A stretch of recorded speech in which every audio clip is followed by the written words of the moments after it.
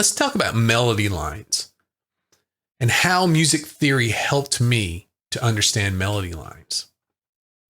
Well, my introduction to melody was what I call the line versus the block. So in school, one of the things I did, I played in the jazz band in school. And there's one thing that happens in jazz band is people talk. And people, because it's musicians, we're talking about the music that we're playing. And being a guitar player coming into the jazz band, I was the only guitar player. Everyone else there played horns, instruments, a piano.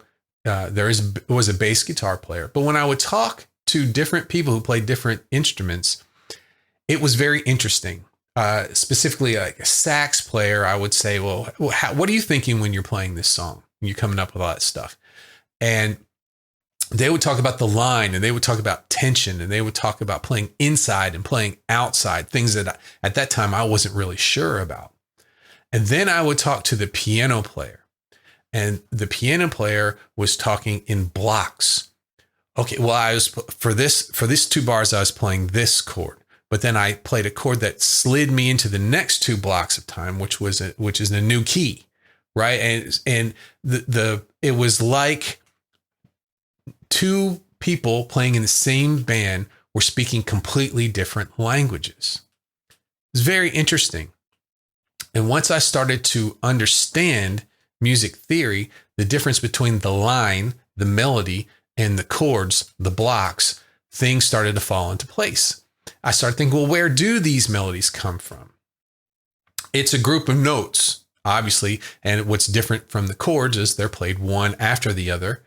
In most instances, sometimes you have harmony, but the lines I was talking about were the notes. You play one note, then the next note, then the next note. Where in chords, they were stacked.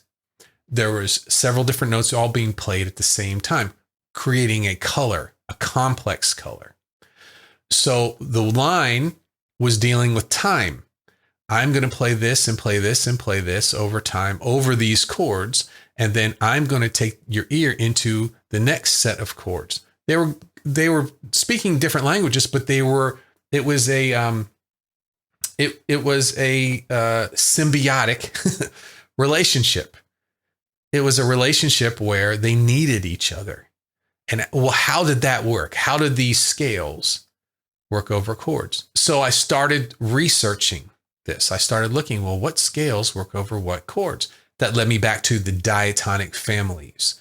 But then I thought, well, why do some of these notes sound really good and other ones not so much? They seem to be notes that pass in between the stronger notes.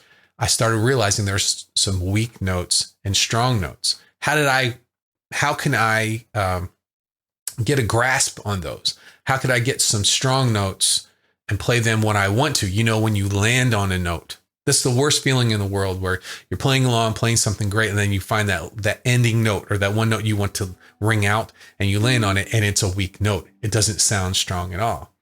It's almost painful sometimes. How could I do that? And that brought me back to diatonics, right? And the match game. And I'm not talking about the old game show in the 70s, the match game, which was awesome, by the way. I'm talking about the music match game. Matching your notes in your scale to chords as they pass by. The first thing that they teach you with the match game is, well, find out what key you're in. And okay, so I'm in A major. Well, when you play, you need to play some sort of leads, some sort of solo that's in A major. That will match them up. Oh, okay, great. So I found an A major chord progression. I could.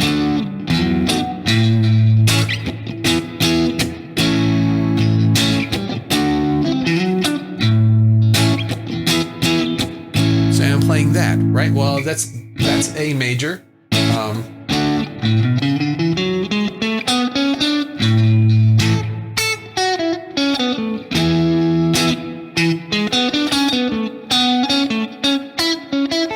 So I'm just playing a major scale over top of those chords.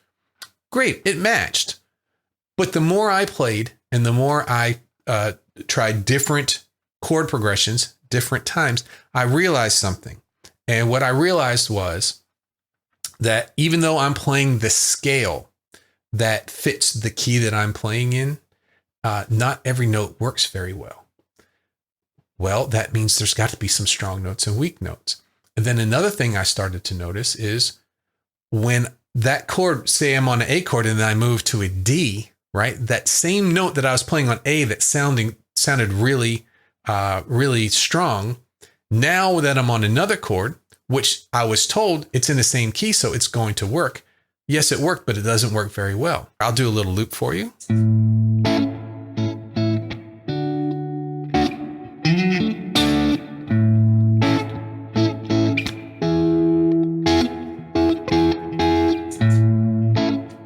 So I'm going to play an A.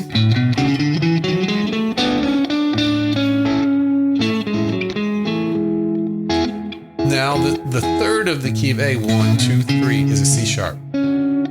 So that's a very strong note. That's a chord tone there. So when A comes around again, I'm going to play it over the A, then I'll play it over the D right next to it. Sounds great. Here's the D. Not so great. And then here's the E chord. Not so great, right?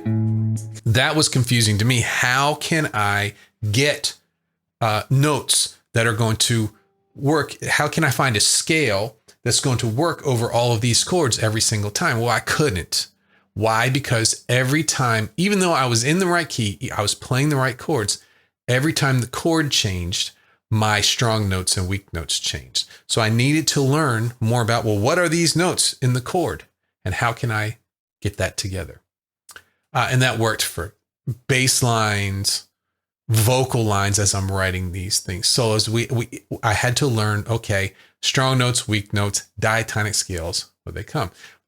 All of these notes come from the same cluster of tones, but they're used differently for different applications. Think about this. You're writing a bass line. What's a bass line all about? Bass lines are all about the strong note, right? Whatever the chord is, the root note of that chord.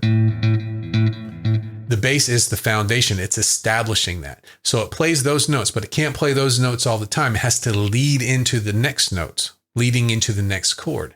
So it's going to use weak notes to lead somewhere. Okay, so I've got my scale.